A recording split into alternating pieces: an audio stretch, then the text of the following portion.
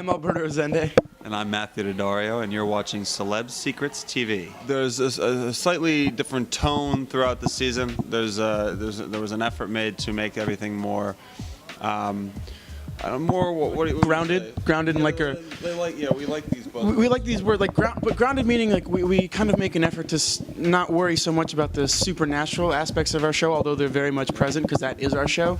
But we go into each character's specific journey, into like the relationships they have with themselves, with their loved ones, their relationships. Again, I keep saying that. But yeah, it's a primary thing. I mean, the first 4 episodes were sort of following the issues from last season, and we sort of try to wrap that up, and then further the advancements for the hunt for Valentine, who's still out there, still very much a present threat. Yeah. And there's more things that are trying to kill us.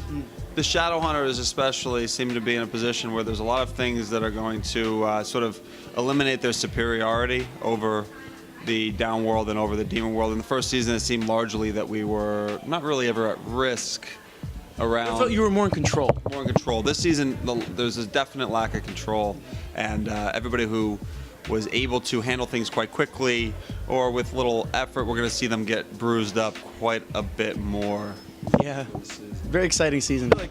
For Simon, he's kind of gone in like a circle where he wasn't sure of his place in season 1, and then found a place kind of sitting with this friend group and kind of was starting to understand the downworld. And then in episode 13, we saw that he got kicked out of the vampire clan, and once again is in this place where he's trying to figure out where he can physically stay, but also where he is emotionally, how he deals with being a vampire, how he deals with coming out to his family. Alec comes out of season 1 having made a major set of decisions about his family and about who he loves, and in season 2, or not who he loves, but what kind of people he's capable of loving.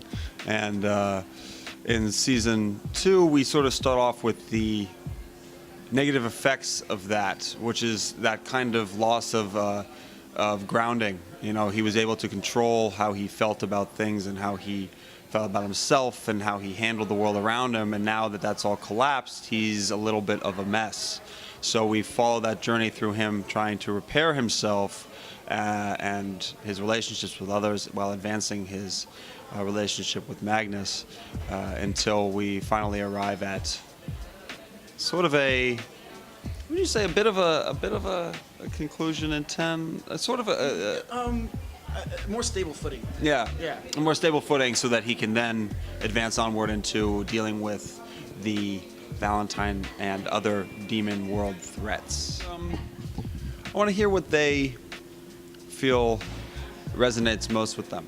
I want to know what resonates most with them personally, and I want to know what episodes bring them the most sense of fear or anxiety. I also am excited to see what they think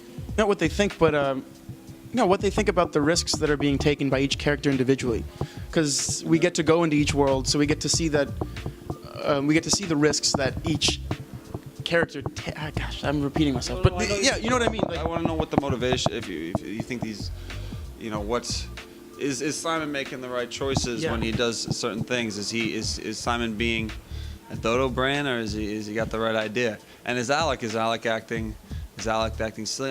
We want, because people aren't perfect, and people don't always act in their best interests, or people are motivated by all kinds of things, and so hopefully that comes across, because they're Shadowhunters. They're maybe physically meant to be close to perfect, but certainly not. Still very human. They're very human in the decisions they make.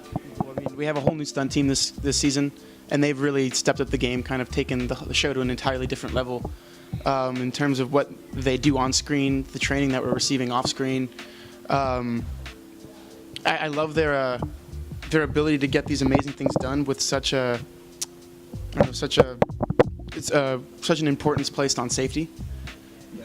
And I think that's super cool that you realize that they can do everything they can do while being extremely safe and making sure that everyone's really prepared and ready to do it. Yeah, they're very capable. And from the special effects front, I mean, season 1 was like practice round a little bit. We didn't, you don't know quite what to do, what the style is, and from what I've seen from season 2, what's been showed to me, I mean, It's impressive. It's I mean, impressive what they can do. Just on our demons alone, we've actually gotten to see a lot more of the demons this year instead of them being CGI. Or I think we have a contortionist who plays a demon at one point, and that was everyone on set had to go check that guy out because it was probably one of the coolest things I've seen. But in the scene, one of the scariest things I think I've seen as well. Very cool.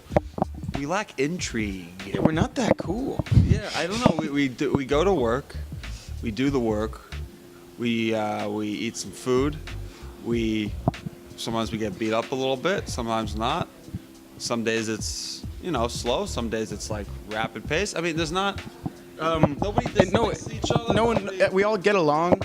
It's not like we have really cool hobbies that we do. We either hang out or we'll take a nap. Or, There's only so much you can do in between scenes because you can't do anything that involves too much brain power or activity because then you'll get out of what you're supposed to be focusing on. So a lot of it is mindless.